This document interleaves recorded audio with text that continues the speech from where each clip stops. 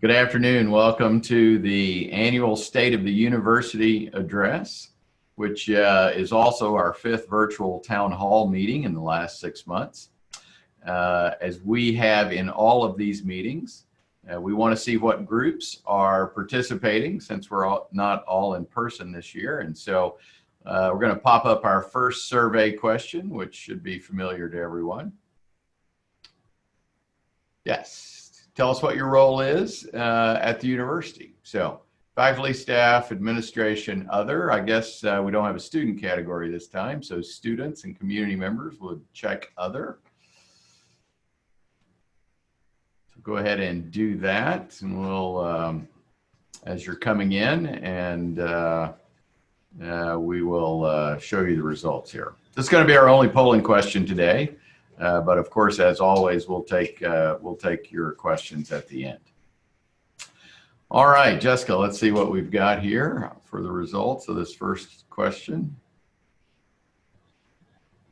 Yeah, all right. So we have a great, we're dominated by staff today, and that's a great thing. So thanks everyone for joining us for the State of the University address. Dr. Einhellig and I will be doing the presentation as usual. I'll go first, and then at the end of Frank's presentation, we will take questions on any topic. This slide shows you how to ask a question. For this town hall, you have the ability to see other people's questions. If you see a question that is similar to one you plan to ask, you'll have the opportunity to upvote that question. In using this, we're going to hopefully going to reduce the number of similar questions. One change, this time's questions are not anonymous. And so just wanted to give everybody a heads up on that. Please do not use the question and answer function to comment on what you hear. It's too hard for the team to work through questions if you do that. We will again be recording this session. We'll be posting it on the university website so that anyone who didn't see it as we delivered it can view it later. It will also be on Ozarks Public Television tomorrow evening. As I told the Board of Governors at our August meeting, these last 6 months have been the most challenging period in my professional life. I'm sure many of you would say something similar. However, we collectively did a lot of really good work last year, both before and after the pandemic began. And so I thought we'd start off the State of the University premiering the brand new, hot off the press, What's New at MSU video. Folks, let's show the video. When future generations look back at Missouri State in 2020, they'll see a community of people that united around a common goal.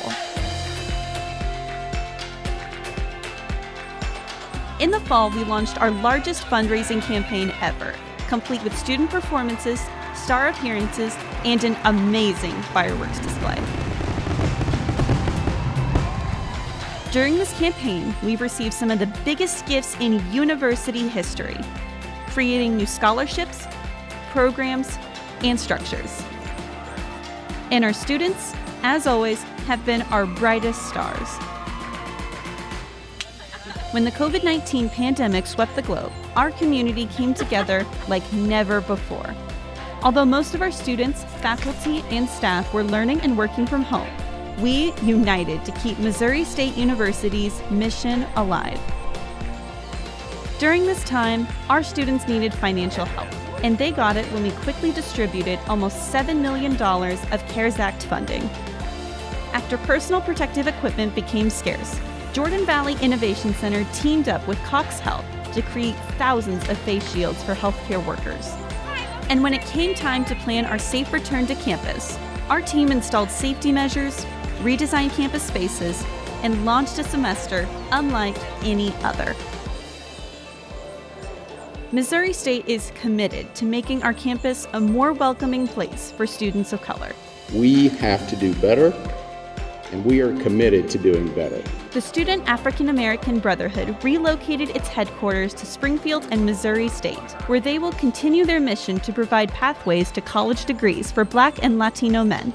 President Smart and the MSU team have been just incredibly awesome in doing everything they can to ensure a seamless transition for our team, for our headquarters.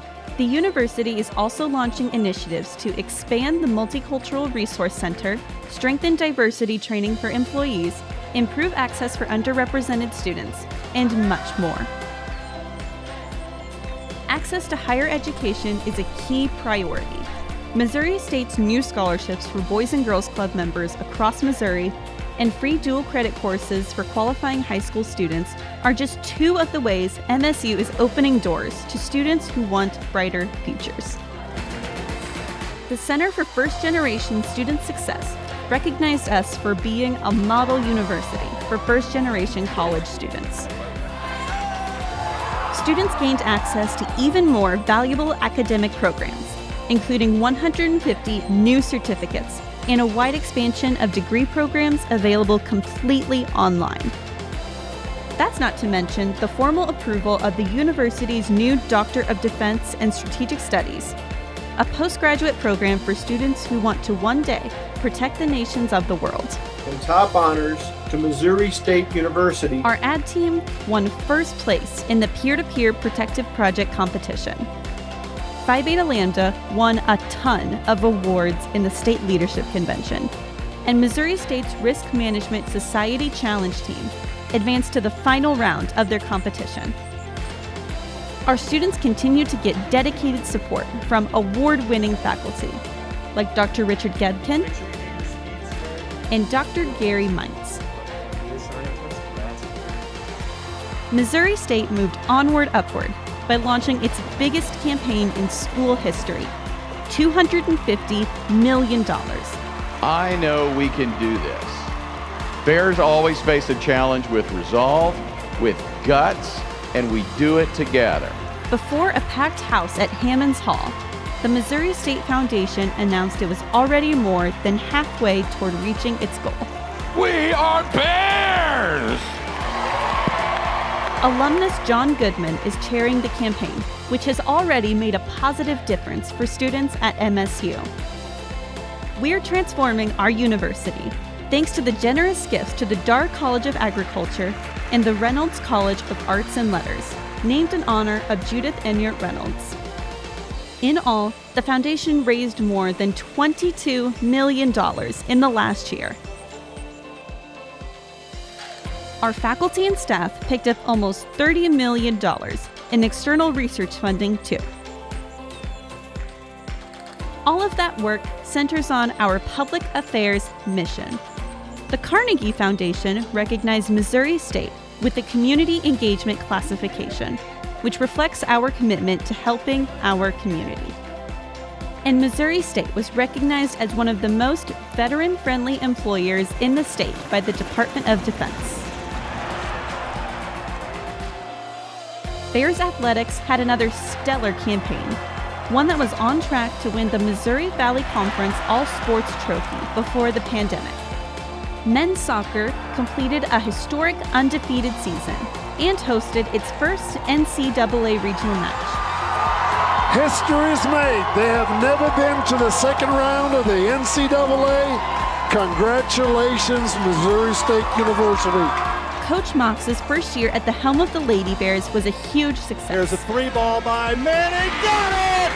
Manning hits a big shot as the horn sounds. The team claimed a Valley title with a 26-4 record and finished the year ranked as the 19th best team in the country. That success resulted in Mox being named the nation's top rookie head coach. The Bears also brought acclaimed head football coach Bobby Petrino to Springfield. He's installing an exciting brand of football and bringing top recruits to the program. Despite the challenges, we showed what it means to be a Bear. That's what's new at MSU.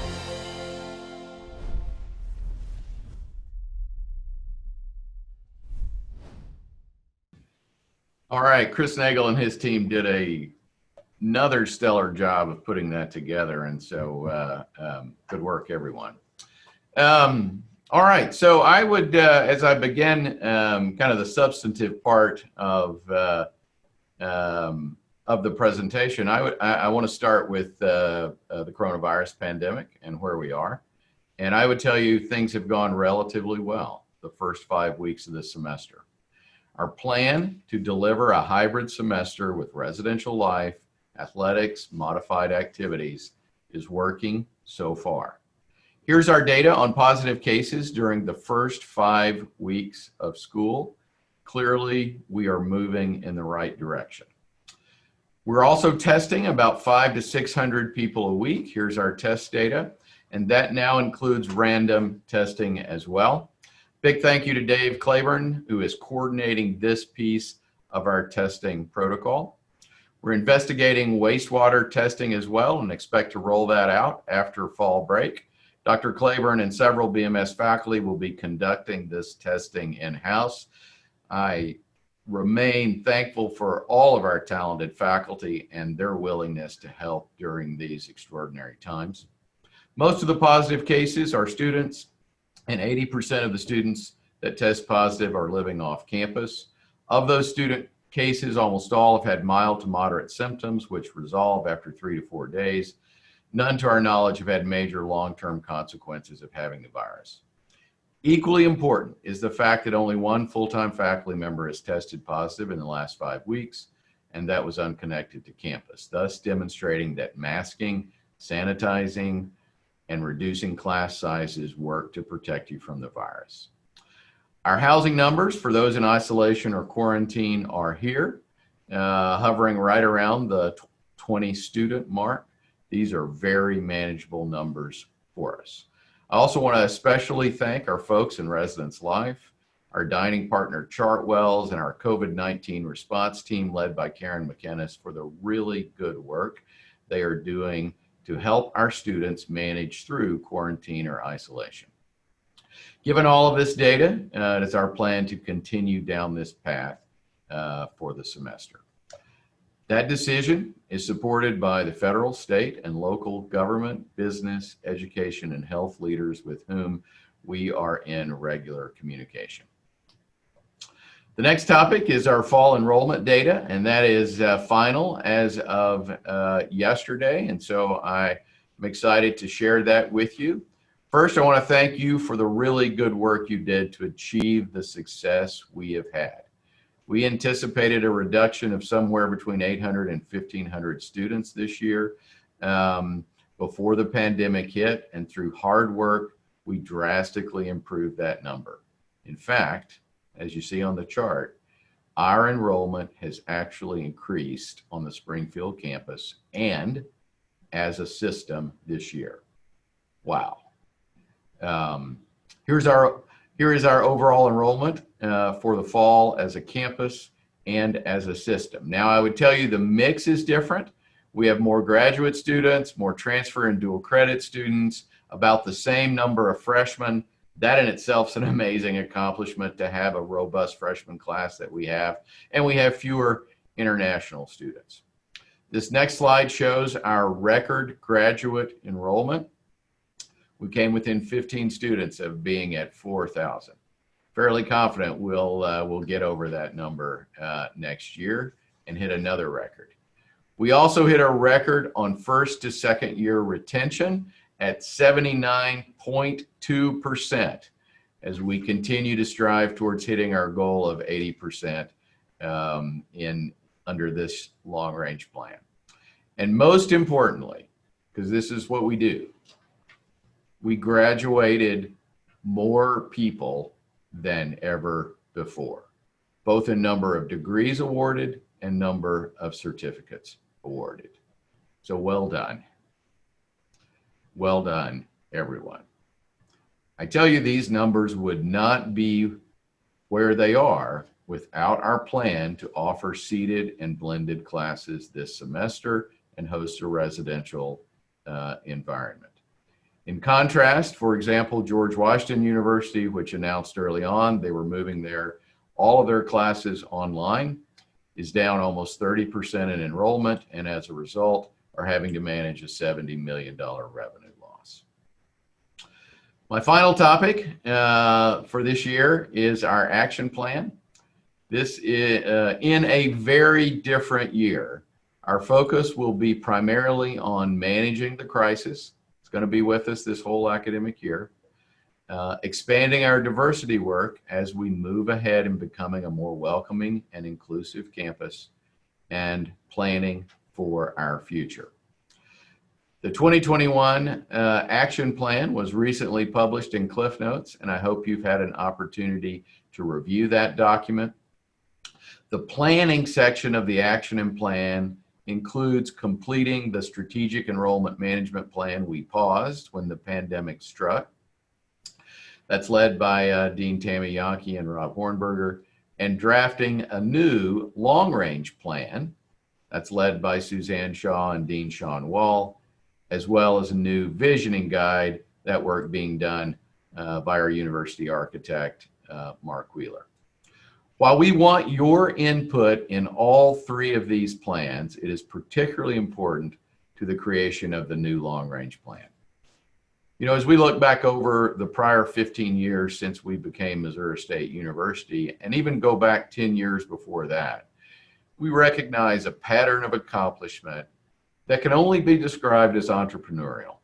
Our collective vision and the vision of those that came before us to exploit opportunities has enabled the university to grow and expand in difficult times and in spite of limited resources. Consider the impact of these milestone initiatives over the last quarter century. The statewide public affairs mission, the creation of the branch campus in Dalian, the name change, the creation of Idea Commons, a $10 million equity increase in core appropriations, the use of new market tax credits to fund the expansion of Jordan Valley Innovation Center, and the public-private partnership ongoing now with Brian Majors to build a new residence hall. This entrepreneurial spirit is also evident in faculty and staff as grassroots efforts have resulted in programs that enhance student success and access, including dual credit scholarships for students on free and reduced lunch, Boys and Girls Club scholarships, and cutting-edge undergraduate certificates. In light of these accomplishments and approaches to growing the university and raising its profile, it seems only fitting that as we launch the latest long-range plan, we set aside the traditional process we've utilized in the past and take a path that reflects that entrepreneurial spirit that has driven our university for most of its life. If you are interested in participating in that long-range planning process, and I hope you are, join us for a kickoff event on Monday next week, September 28th, 1 o'clock. We're going to do a 1-hour Zoom webinar where our focus will be on future visioning. I'm now going to turn it over to our Provost, Dr. Einhellig, to report out on the academic progress from last year, as well as the academic plan for the coming year and the planning process that is underway. Frank, I'm going to turn it over to you. Thank you, President Smart. As we go into the academic part of this, I always like to have kind of a theme and a opportunity to express philosophical the fact that the next few slides are going to try to illustrate that in our planning, we all plan to make a difference. And I know that based on past history, that is ultimately true, even amid this turmoil. So as I looked at things that have struck me as somewhat remarkable concepts of how we've started this semester, three things have stood out. One, the enrollment that Clif has referred to has been obvious as we've been going into this semester and seeing the numbers. And to me, this is an affirmation of the importance of higher education. We often read now and we hear in some conversations that there's a lack of faith in higher education. Our students affirm that they want to be here, and those who support them, parents and relatives, affirm the same thing. And this is really a testament to what we do. Second thing that struck me is the remarkable flexibility that has been shown on this campus by everyone, by faculty, by students, by staff. We've never seen this level of flexibility before, and we've risen to the task. And as we have done that, it's because we had a great cooperative spirit. People have simply worked and pulled together. So we made adaptations, and we've been able to handle our disruptions. Among the adaptations we've made, we've been able to revamp our class situations, not just at the beginning, but as we went along. And that has been built a great deal on our adaptations that have utilized technology in different ways and still tried to create a good learning environment. And that involves learning ourselves as faculty and all those who are teaching for us that there are new techniques that we have to be involved with. We made adaptations in our admission policies. Of course, one of the most obvious is the trial we're running with changes in the testing requirements.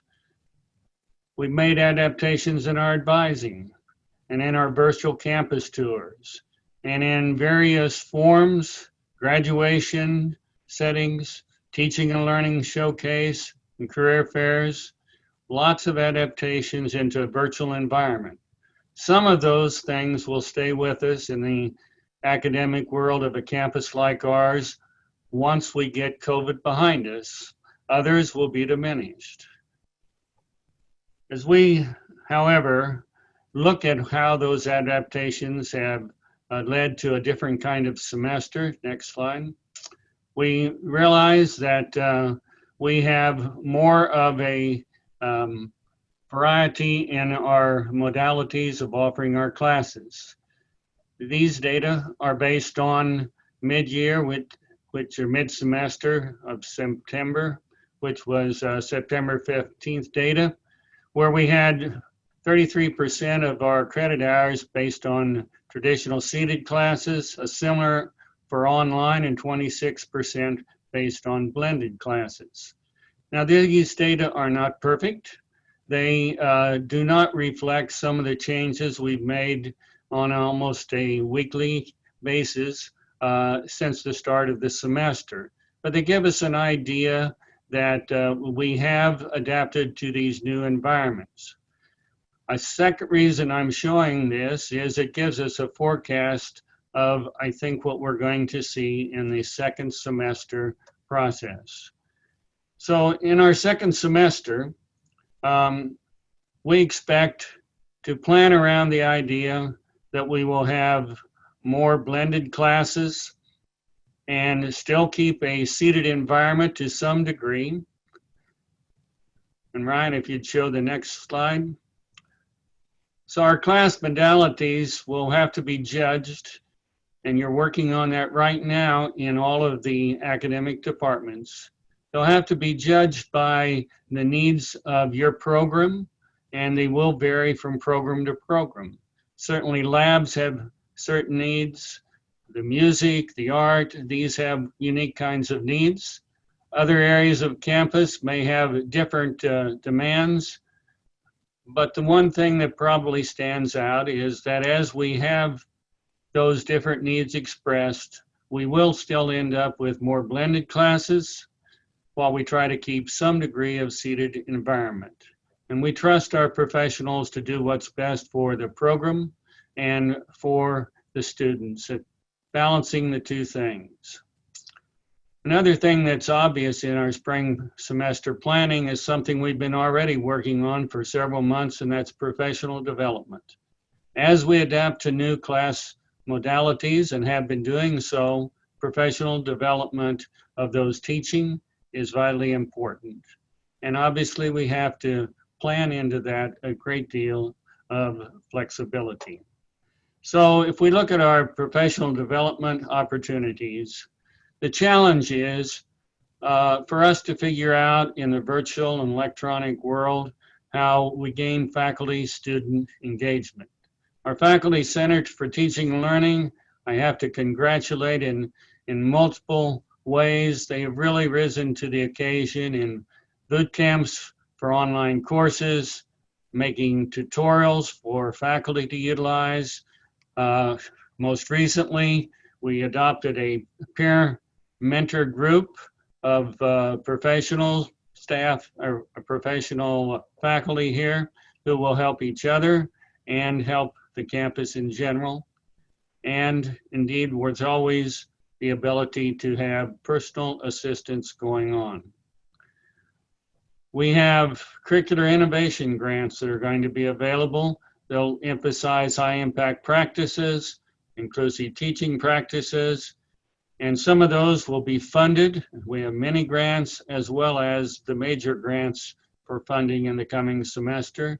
And we've reached out for some Magna courses, which is a company that provides us an additional kind of dimension for professional development of our faculty. If I look to one other aspect of the coming semester, again, it's something that's ongoing and will continue, that we'll work on, and that's our campus culture. A culture where we try to instill a more inclusive set of practices and success for all. And this diagram gives some idea of the many things that are going on. I'll only mention a couple of these. One is our peer mentoring program for our new faculty of diverse backgrounds. And last night was kind of a obvious kickoff at President Smart's house in the actually outside portion. And it was a great event. And this is led by Judith Martinez. And it's something that a lot of people now are working on, one-on-one mentoring. A second thing I will mention on this is access. We have a committee working out of the Graduate College trying to look at all the practices for admission to graduate programs. Do we have unnecessary hurdles that get in the way of opening up access in ways that we're unintended? So we're looking at those things. Naturally, there's a lot of things going on in all the colleges. There are partnerships being developed, and there are many more aspects of trying to develop a more inclusive and successful campus culture in that way. Now I'm going to turn my attention to the fact as we look to the future in the longer term, we have a lot of building that we can do from past successes as we envision the future. So the next three slides deal with just a few highlight examples of things that we can build upon, and each one makes a point. You have not, however, all heard about the fact that our umbrella accreditation, the Higher Learning Commission, has given us a very strong green light with the 4-year assurance review document we submitted in July and got the report back just a few weeks ago. This effort was led by Carrie Franklin. It's an excellent outcome. It's one that gives us confidence. And they, among other things, gave us a lot of acclaim for our public affairs mission and the range of programs we had and the way we went about planning and involving everybody in budget and accountability. Our next challenge, however, is we have to carry out a quality assurance new project. So to help that along, I'll be forming a committee that will help guide that and also keep a monitoring aspect for our Higher Learning Commission processes in the years to come. A second slide here on things that we build upon I want to refer to, because I'm going to make this one a very brief one.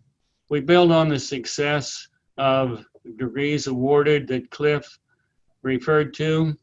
And indeed, one of the things we see as we make comparisons here is that our certificates awarded are beginning to make a difference in our overall completion of students in something they've set as a goal. You notice we did increase in awards, but the degree portion of it was 80 some for an increase, while we had 120 increase in our certificates. That trend of increasing certificates, I think we will continue. We have 100 almost undergraduate majors. Not quite that many. We were there at one time, we've dropped a couple. At the same time, we have 66 undergraduate certificates. So it's bound to make a difference if we can learn how to promote those certificates and market them, not just to our students that are currently here, but off campus for a specialized group of them. At the graduate level, we have 65 degree programs, but we have 90 certificates. 1/3 of our programs and degrees at the graduate level, including the certificates, are online. At the undergraduate level, it's about 1/5 overall, and those things are growing. So we have those building blocks plus a lot of innovation and vision that's been taking place already. 4 examples here and then 4 more. Our College of Agriculture has developed a 3+1 pathway in poultry science with the University of Arkansas. Simply, it's going to save us. We cannot afford more faculty for a very specialized area in poultry at this time, but we can do it with collaboration. I think this will set a model for a few other things to happen in the university. We're doing a great job in our community service with our Center for Resource Planning and Management. They're at a high point of history now in the way they are serving local communities. We realign curriculum all the time, but one of the ones I want to point to is in information technology. In the last year and a half, they've realigned that curriculum based on their advisory board and employer input to have 3 major tracks. Those tracks also have a considerable core curriculum component, and thus they're very efficient, but yet they recognize some specialization at the same time. Our College of Education is a star in terms of the overall credit hour and enrollment of this semester. And I think that's in part because they've sought ways to have experiences for students in the schools. And they've done an excellent job in creating that reputation as being innovative. We've already mentioned a professional doctorate in defense and strategic studies, but we accepted our first class this fall. We have a new terminal degree, Master of Fine Arts in Dramatic Writing, and it has an astounding enrollment of 16 students in this first cohort. Really a job well done. We made a degree adjustments in history that reduced some barriers, that gave us a very user-friendly environment, focused on the needs of the market, and that program is now at 129 students this fall. Our Master of Social Work moved all online and doubled enrollment this fall from last fall. As been pointed out previously, we've hit a peak in graduate enrollment, and we want to continue that effort even as we work on all aspects of the university. A year ago, I appointed a committee in 2019 that worked on the professional doctorate status because we have been designated by the Carnegie Foundation as a doctorate professional university. Out of that, we're now working on our second professional doctorate since that time period. We have 5 now, but we're working on a second one since we initiated this new endeavor. An occupational therapy doctorate will be a post-professional program, and that proposal in the first stages of the curricular process. Longer term, we'll continue to work on another doctorate in the Macquarie College of Health and Human Services, and indeed, we will have discussions about a doctorate in the College of Education. So we have really started planning in the 5-year plan with this process right here. But we also will have a new committee formed That committee will be a task force on future academic directions beyond what I just mentioned. That committee will be named here by the end of the week. The goal is not just their ideas, but to solicit input from across campus. And this is going to be vital that we get all of your input on how it is we can explore new directions academically. It's not always new programs. Sometimes it's a revision, a rebranding, or new dimensions. We all know technology, for example, is impacting all of our academic areas. We know that sometimes the names we use for what we do are not as illustrative as what we would like to sell to what our students will have for future careers. So we need to look at that in a guiding way for our next long-range plan. But I would be remiss, even though I spent most of my time on what we would call the teaching functions, I'd be remiss if I didn't also refer to the fact that our research and creative activities are vital to the success of Missouri State.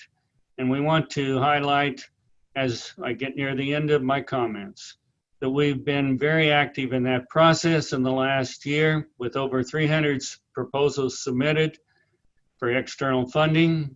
We've been very active in 100 of our faculty being involved, and we know that the money from the outside helps in these processes. As a part of that, we've developed the Mind's Eye as a vehicle for letting the world know what we are doing. Mind's Eye will be coming out to you within the next 2 days. And this edition, the 8th one, features 14 articles. Over the past 8 years, we've had about 110 of our faculty featured in Mind's Eye. And the feature cover story this time is the work of Dr. Kovacs, the professor of biology. And we're going to show a film clip of his work for 2 minutes here coming up. And I would comment on one thing going in. We sometimes think that equality and allowing everyone to gain an equal footing is all a matter of just how we treat people, but it's also a matter of how we feed people and how we give them economic advantage. So let's go with this film. Centuries ago, vast tracts of lands were available, and farmers could choose the fields that best fit the needs of their crops. Regions became known for growing the cream of the crop, the finest wheat, the largest potatoes, and the juiciest apples. During that golden era of agriculture, there seemed to be boundless resources to grow plenty of food. Climate crisis and human population growth have changed all that. To meet the nutritional need of the growing human population, we are now forced to grow food under less suitable conditions. How can we meet this challenge?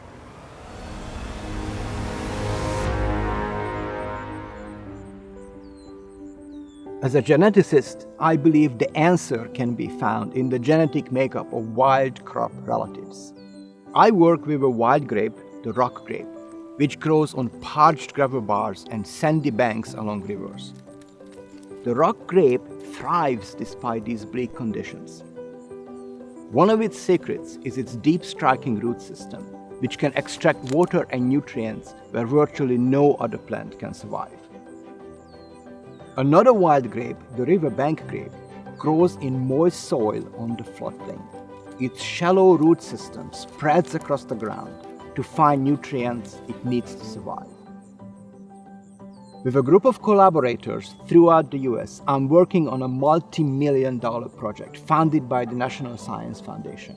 I'm studying the genetic basis of the difference between these two grapevines. The genes that enable these hardy plants to thrive are exactly the genes that crop needs to grow on less than ideal and under harsh conditions. We cross these two grapevines and study how the new resulting hybrids grow. The data we collect from these plants will enable us to map the location of valuable genes in the grape genome. We are also grafting the new plants with a shoot of a different grapevine, and we are watching how these new plants develop. By doing this, we can precisely determine how the root system influences the characteristic of the entire plant. With this knowledge, we'll be able to modify the features to make grapes and many other crops better prepared to face the harsh conditions that they are going to be facing in the future. I believe this is the key to agriculture's future. Thank you, Frank, and what a great faculty member to highlight the critical work that of how we feed the world that will in 20 years double in population again, and so nicely done. At this point, it's question and answer time, and you have the option to send in questions, and Suzanne Shaw has joined us. I've also got a group of people to help me answer questions, and so let me ask that group to go ahead and turn your cameras on. David Hall, Wes Pratt, Jim Baker, Jeff Coyner, Steve Folkart, Matt Morris are with me today, Rachel Dockery as well. And so again, we're happy to answer whatever questions are on your mind as we are almost 6 weeks into this fall semester. Suzanne, do we have questions? Sure. The first question is the university taking any steps in the coming year to incentivize young professionals to come to and stay at the university? Okay, that's a hard one to start with. I could go to the COVID one while you think about this one. Well, obviously, you know, as we think about our hiring plan for the year, and now that we have enrollment data finalized, that is a topic for Monday's administrative council meeting. And then subsequent to that, on the faculty side, Frank and Steve Folkart and I will be meeting to put together kind of our hiring plan on the academic side. I mean, I anticipate we will be making hires this year. And but you know, the market out there now is challenging, obviously, as we evaluate revenue from both the enrollment side and the state side, which is still unknown. We're expecting to be in the pandemic for another 9+ months, and so again, we're being cautious in our planning and our hiring plans, but we will begin moving forward with that. Again, depending on revenue, I'm hopeful that we will be evaluating compensation, including benefits for the coming time. Frank, anything you would, or Matt, that would like to add to the hiring and or incentivizing people to stay? I guess I'd chime in that we often think of incentivizing as money. And certainly that's absolutely important to us. But last night I had a very interesting conversation with one of our faculty that's been here in his second year. And I won't use any names, but the environment is equally important. And he saw that in the interview process, and the program in which he was going to be working was equally important. And he told me, without, I didn't ask, that he had turned down another job at a higher salary because he liked what he felt and saw when he came in that first time. And he still had that same view now. We would hope that we can have it across campus in every direction in every way. So I think that's important. And I think that includes the research side as well as the academic program side. And people can feel inspired by what they're entering. That'll make a difference. Matt?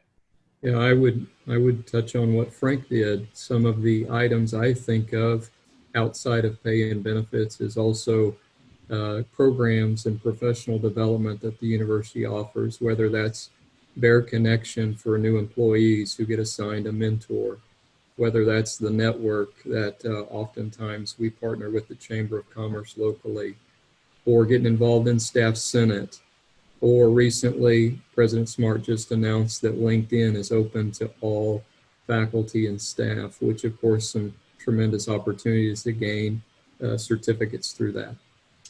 And we continue to work to build an ever more inclusive environment for all of our employees. Frank referenced that. The action plan last week highlighted many of our efforts in terms of creating an inclusive excellence model of a university. I think the event we had last night for about 25 new faculty, that they're connected up to a mentor so that they can begin to create those relationships to help people navigate their careers. I think all those things are important. As well as creating an overall environment of kindness and encouragement that we work to develop every day. Okay, thank you. And I apologize if you answered this at the beginning of your answer, Clif, but are there plans to open up some of the frozen positions? Yeah, so we'll be having those conversations next week, and I expect division heads will be sending that information out. You all know that we have 64 positions frozen for the year to help us manage our budget. That those will remain frozen for the year, but we have another 50 plus positions that are not frozen that have been temporarily placed on hold. So that's what we'll be talking about Monday, and so more information will come on that shortly. Okay, thank you. David Hall, what is our campus positivity rate for COVID-19? Well, I'm going to answer that in two ways. First of all is if we're looking at the symptomatics, the ones that are going to majors, I just got something from Dr. Maggie a few minutes ago. On Monday's rate, it was 10%. Last Friday is 7%. So it's been fluctuating in that range for the last week or so. You know, we hit a high at one point there the couple weeks into the semester, whereas right at 50% or just over 50%. So we're seeing it much down to where we'd like to see. Now that's ones that are symptomatic going in for testing. We've started our surveillance testing, and so far in the last 2 weeks we've done 199 tests, which is just over a 1.5% positivity rate. Coincidentally, we had, one of those was asymptomatic. 2 others happened to be symptomatic whenever they did just the random testing. And, so whenever you look at that, that certainly is well in line with what we see within other areas. So we feel good about that underlying asymptomatic and like to continue to see it coming down on the symptomatic ones. Okay, thank you. This is for Clif. And it's budget related, do we know now if we will be taking additional reductions from the state in the fiscal year? Yeah, so I was on a call recently where the best information was no further withholds for this year. Now, there are some assumptions behind that. The assumption is the economy continues to function at least at the current level, if not continue to improve. But assuming that the pandemic doesn't require significant additional shutdowns and that the economy continues to gradually improve, then we're not expecting additional withholding. And that's a very positive thing. And so then we turn our attention to the FY22 budget, and to what extent can we restore that $12.5 million cut that we sustained in this current year. And Ryan and his team are already working on that. We met with a dozen brand new to be legislators from our area this week. And I'll be doing the same thing tomorrow with new legislators in West Plains, as we'll be continuing then to focus on restoration of state budget money for the next year. Okay, thank you. Is the university looking at partnering with area businesses for more certificate and degree programs, maybe even working with the schools and OTC with the businesses to get more kids a chance at advanced education and here at Missouri State? Frank, you want to take that one? one of our action plans for the year is to do a better job of marketing our certificates. One of those ways would be to work with an area business. I don't think that we have a good record in making a partnership of that nature with business. We've done some in terms of our master's programming and master's certificate in healthcare administration, but we haven't really branched out as much as we need to. Suzanne, as you know, you're going to be involved in that, and we hope to do better in that. As far as schools, we started a dyslexia program that really took off greatly, and that was a dyslexia training of teachers, and we kind of got undercut in the last 6 months by people really trying to give a similar certificate with not the impact of knowledge that was needed. So we'll keep working on those things, but we partner, of course, with the schools in a lot of other ways, and I know that certificates haven't really always been the selling point, and that's what we're trying to do now. Okay, thank you.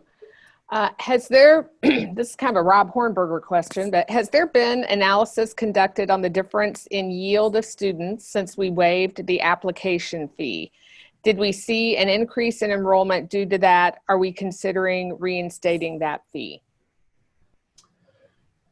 So I'm going to call on Dee here in a second, but I would say the fee waiver will continue for this year. I think we wanted 2 full years to evaluate that, and I think in a time of economic challenge, it would be counterproductive to add the fee back in. Dee, do you have knowledge in terms of yield on the either the Common App or the or otherwise this year? Sure. I don't have that data in front of me, but I can assure you that the enrollment management folks do analyze that. Once we waived the admission fee, we did see a number of applications that went up. Now that Census Day has passed earlier this week, we'll be analyzing what the breakdown of that is in terms of actual enrolled students. I think our yield almost certainly went down when we factor in the Common App because that was a whole new market for us. And but we'll have to do the breakdown as Dr. Cisco said, now that we have kind of final numbers. More to come on that. Okay. I have a question from Kishore. Is there a systemic unfairness at Missouri State? I am confident that that's a hard question for me. I'll be honest with you. I think in a lot of ways, the system that we have in place is fair, but it is often not operated in a fair manner. And so one of the things that we're looking at right now, and Rachel Dockery's leading this effort, it is evaluating our policies to see if they are having a disproportionate impact upon underrepresented students. We're also, as Frank indicated earlier, evaluating our admissions criteria because there were allegations this last year that we were utilizing what on paper looks like to be a fair procedure to the detriment of potential applicants of color. So is there systemic racism at Missouri State University? Unfortunately, the answer to that is probably yes, but that we're working very hard to identify those areas, change policies, change practices so that everyone is competing on a fair plane. Rachel, any update on terms of your work that you've been doing? And then I'll call on Wes as well. Yeah, sure. So thus far over the summer, we have been focusing on a series of policies that primarily affect our students. As drafted, they certainly are not unfair or discriminatory. And so as President Smart indicated, we're trying to look behind the policies to see if they're administered in an even-handed manner. Thus far, we have done an initial review of the way that our Code of Student Rights and Responsibilities has been applied to ensure that we are not sanctioning certain groups on the basis of race or ethnicity or gender out of proportion to their underlying demographics at the university. And those initial reports indicate that there's nothing out of line there. We've similarly been working to look at the academic integrity process. Again, the policy itself looks to be fair. There is some initial data that looks like there may be some groups, particularly those students who've been classified as non-resident aliens, who seem to be reported for academic integrity violations at a greater statistical rate than we would anticipate based on their makeup of our population. By the same time, or at the same time, it looks like the process is working because they're not being sanctioned at a disproportionate rate. So it may be that they're being reported, but the process is working. So there's more work to do there. We're also working through the Provost office to try to look at administrative withdrawals of students to see if there's one particular group or groups of students who are being administratively dismissed from classes at higher rates than we would expect. And we're trying to do the same thing, looking at analysis to see if there are certain groups of students who seem to be withdrawing from certain professors or department areas at rates that would be alarming. So there's a lot of work to be done. Thus far, there's nothing glaring, but it's hard work and it's good work and more to come. And you know, unfortunately, I think we all have implicit bias that impacts us as we operate in this world. One of the things we're doing to try to minimize that is our entire administrative and academic leadership teams will be doing a day-long facing racism training that Wes and his team will be delivering as we work to minimize those kinds of influences when any of us are on search committees or making hiring decisions or disciplinary decisions, et cetera. Wes, weigh in on this issue for us. I guess in response to Keisha's question, I mean, institutions of higher learning, a lot of times businesses and corporations are microcosms of what is going on in society. So systemic racism, sexism, in my opinion, definitely exist in the larger community. And why would we think that it would not exist here at Missouri State University or at any other university throughout the nation? Now, some of you know, in one of my lives here at Missouri State, I've been on the compliance side of the house. And I can recall during our search committees, having search committees, individuals on search committees talking about, well, we got to make sure that this individual's a good fit, or you know, having exhibiting pause when an individual candidate spoke with an accent. I mean, you know, so it's a broad question to Keisha and others, but you know, we're symptomatic of what's going on in America on a daily basis, and we can't sort of put our heads in the sand and act like that may not exist. And so, yeah, there is systemic unfairness in many facets. Just dealing with the COVID-19, the disproportionate or disparate impacts of COVID on students who may be poor, or on Black and Latino students. That's real. That goes to the whole issue of public policy around public health. So I mean, it exists. It is what it is, and we have to do more to collaboratively. And I appreciate the efforts of the faculty over this last several months have really stepped up their game, in my humble opinion, of addressing the issues of anti-racism, of the colleges establishing their diversity councils, and they're looking at the environments, the work environments within their own colleges, and coming up with recommendations of how to address that, of individual faculty members and the staff people stepping up to participate in our Diversity Scholars Program, in the mentoring program that we celebrated the beginning of last evening, as a matter of fact. So sure, systemic racism, sexism exists, and we have to do more as a collectively and individually to address it. So, you know, I don't know what else to tell you, but we still have much work to do, and I appreciate the efforts of many of you in addressing it. and we are committed to doing that work. Thank you, Wes.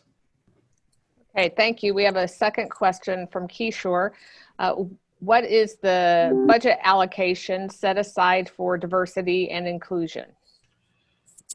You know, that Steve, start thinking about that, but there are the challenge with that, Kishore, is there is diversity work going on throughout the entire university, right? And so Wes's office has a budget, but then there is a multicultural student budget in student affairs. There's much work in terms of diversity that happens out of Dr. Baker's office.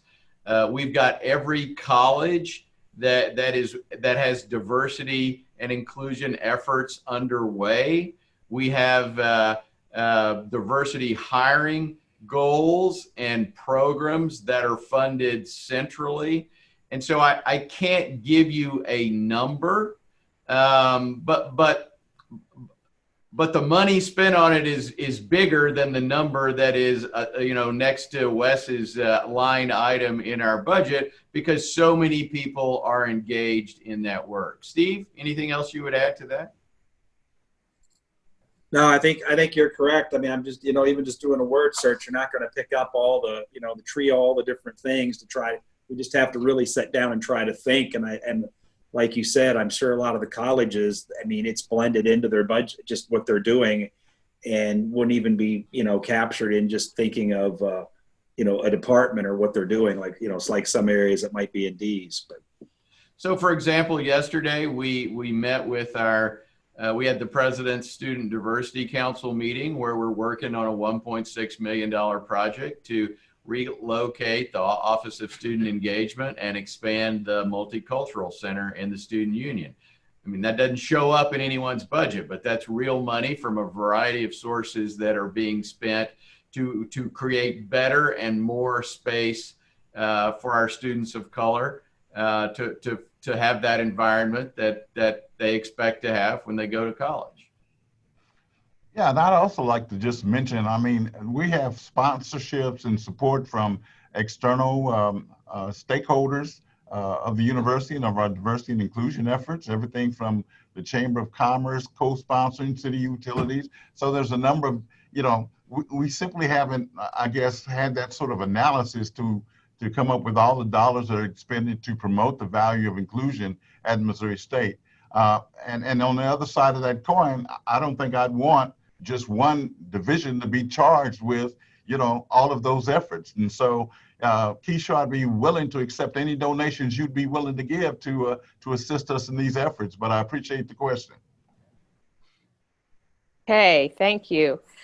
Has the university looked into establishing a First Amendment or free speech webpage to to allow students to know what is protected by that amendment and clarify some confusion that may exist? Rachel, you're our free speech expert. You want to weigh in on that? Well, the precise answer is no. At least I've not been involved at creating a website. We certainly provide education about this. Jeff Mitchell from my office and I both speak on this topic a number of times a year. The analysis, frankly, is not overly complicated. It's simply poorly understood. So I'm certainly open to that if there's a sense that that would be helpful. All right. We do have a policy, though, that addresses expressive activity and engages some of the free speech aspects, correct? Yes. Right. We have another question, and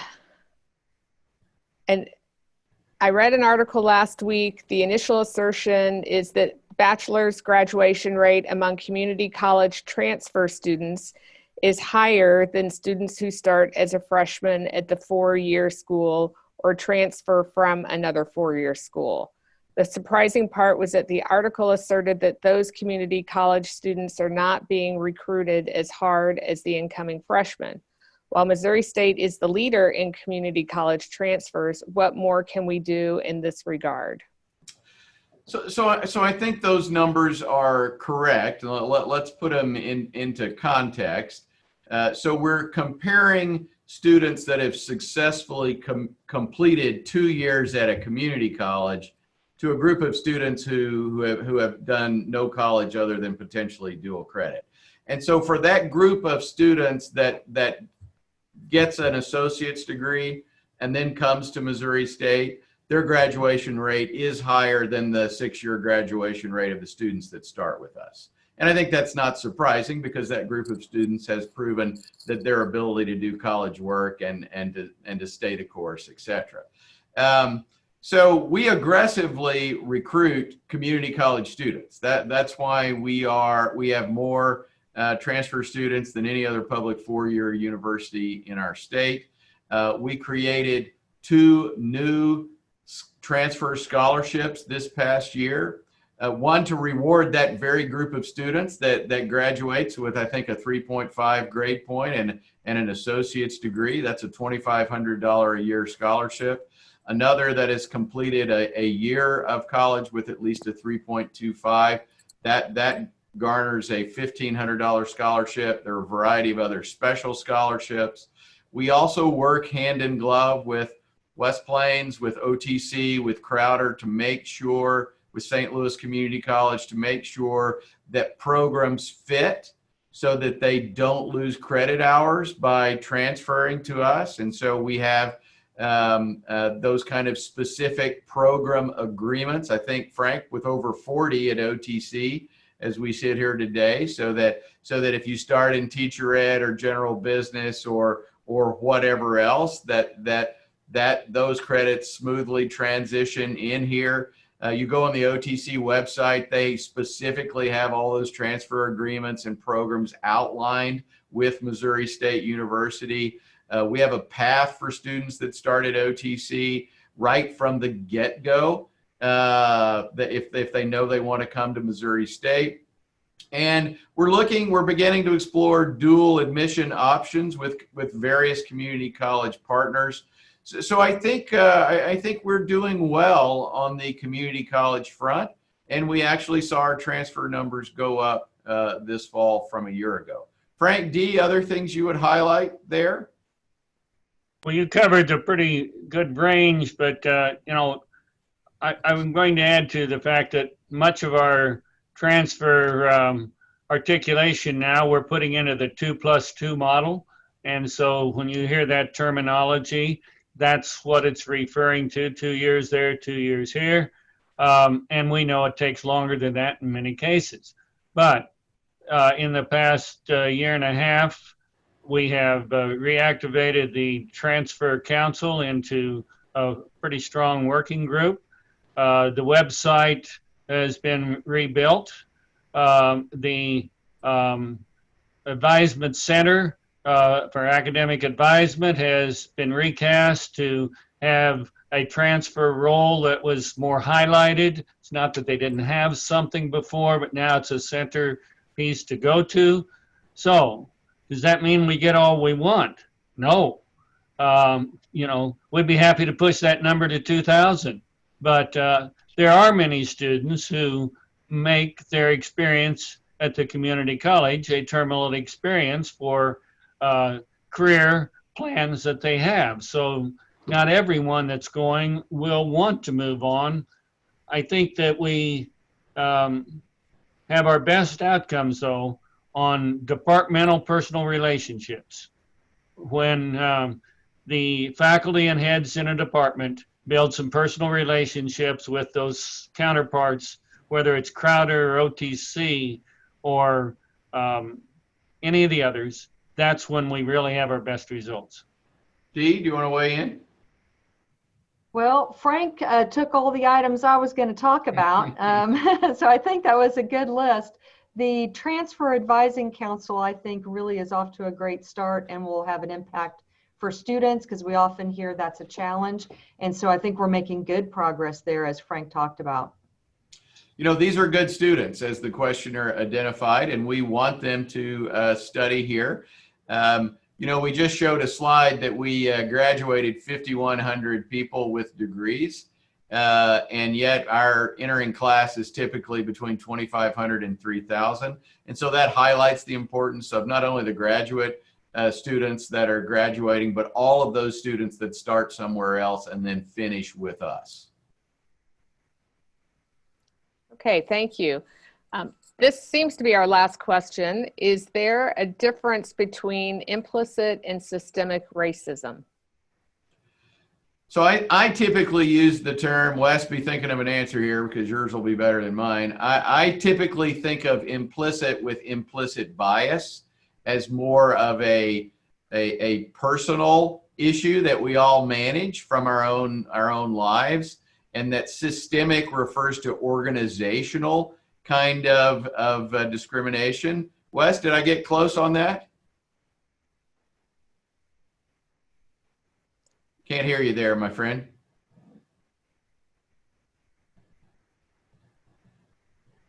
Myself on here.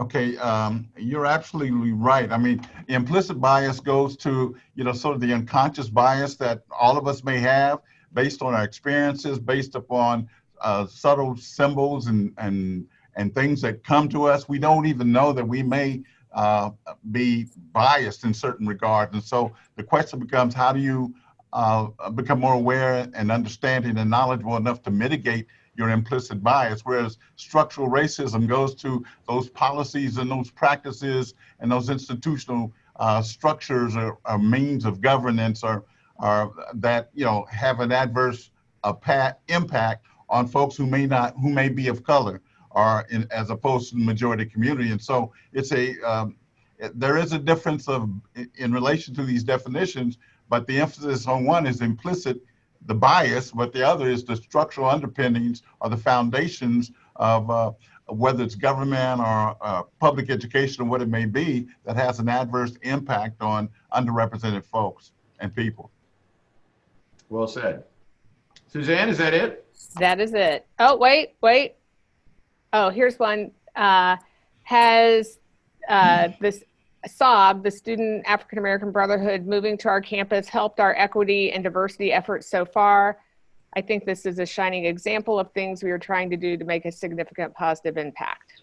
Wes, why don't you take that?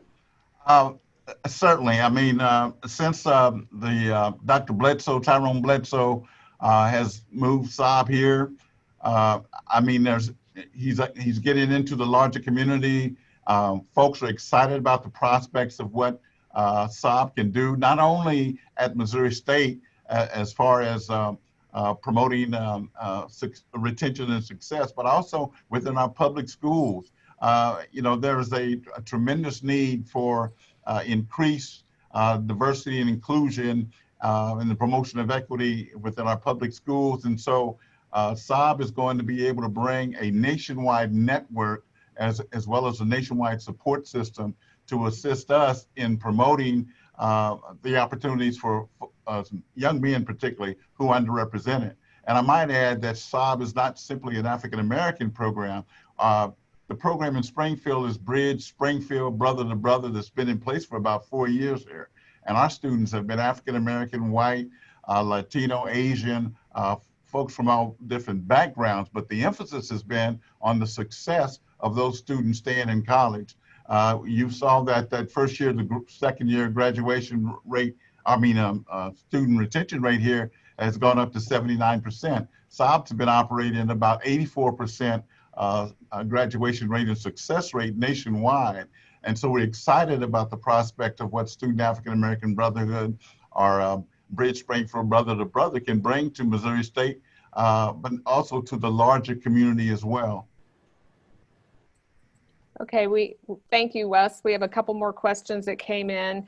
Is the university aware or knowledgeable about the hashtag #DivestMoState? Yes. There was some activity within the last week or so advocating that the university foundation not hold stock in fossil fuel companies. And so the foundation does not hold individual stocks in fossil fuel companies, but ultimately we've passed all of that on to Brent Dunn. Joe Carmichael is the chair of the foundation. I am not a voting member of the foundation. The Board of Governors doesn't manage the foundation account. They're an independent 501c3 organization that sets their policies. But they are aware of that, and they've have interacted, I believe, with the students that have promoted that and have responded to them, to my knowledge. Okay, thank you. We have what I think is the last one. How is the university preparing to support faculty that are doing critical work, for example, critical race theory, given the recent memos from our federal government? Jim, that sounds like a research department question. That's quite a challenge because right now we're getting all kinds of mixed signals. We're having lots of issues. This gets back to a lot of different policies. And so we're going to have to really just pay attention to what's going on and try to respond as best we can. In the science and research area, it's really very confusing. Like right now, the CDC and others are having all kinds of political issues that are getting involved in the science. And so at this point, from a research standpoint, we've not had any big issues with our faculty trying to do things. We'll see in the future what happens. So more of a problem for me is the international cooperative programs that we want to do. Those are really challenged at this point. But most of what we're doing right now is we just have to do a wait and see kind of approach, because it's really hard to respond to all the changes that are taking place from a daily basis. Frank, anything you want to weigh in with? I don't think I have anything to add to that. It's simply a moving set of targets that kind of hard to react to when you don't have consistency from the federal government on issues, everything from science to race. You know, it's a hard thing to know exactly where you're headed. Yeah, and I think the best strategy for us, frankly, is just we have a lot of really good people that know what they're doing. We just have to essentially stay the course and do what we know is the right thing to be doing, because it is a moving target. Well, it's beyond a moving target. I mean, you know, the political play that comes into question here is so evident. And, you know, the things that I'm reading regarding stopping diversity and equity and inclusive training in the federal government, you know, it just makes you want to shake your head. And I haven't had a chance to really confer with our general counsel regarding, you know, some of the gymnastics that are coming out of the federal government right now. But I think, and I'm going to be very frank with you, from my perspective, there's a lot of political chicanery involved in what's going on in that regard. But I think Missouri State has demonstrated its commitment to continue to do our DEI, diversity, equity, and inclusion work, and you know, we'll cross that bridge when we get to it. But you know, there's the stench of political chicanery is pervasive in that, and we're going to continue to do what we do, regardless of some arbitrary, capricious federal. Yeah, I think Wes is absolutely right. The part of the problem is, it's like if you're doing research on climate change and if the government tells you there's no such thing as climate change and you can't get funding for it, then that creates issues. On the other hand, our faculty have to follow the science and do what they believe in. And so I think that's true across the board for any activity that you've got. We have to just have confidence that we know what we're doing and stick with it. And so let me end this State of the University address by encouraging everyone to vote on November 3rd. I believe it is the most important election in my lifetime. And with that, go Bears, have a great afternoon.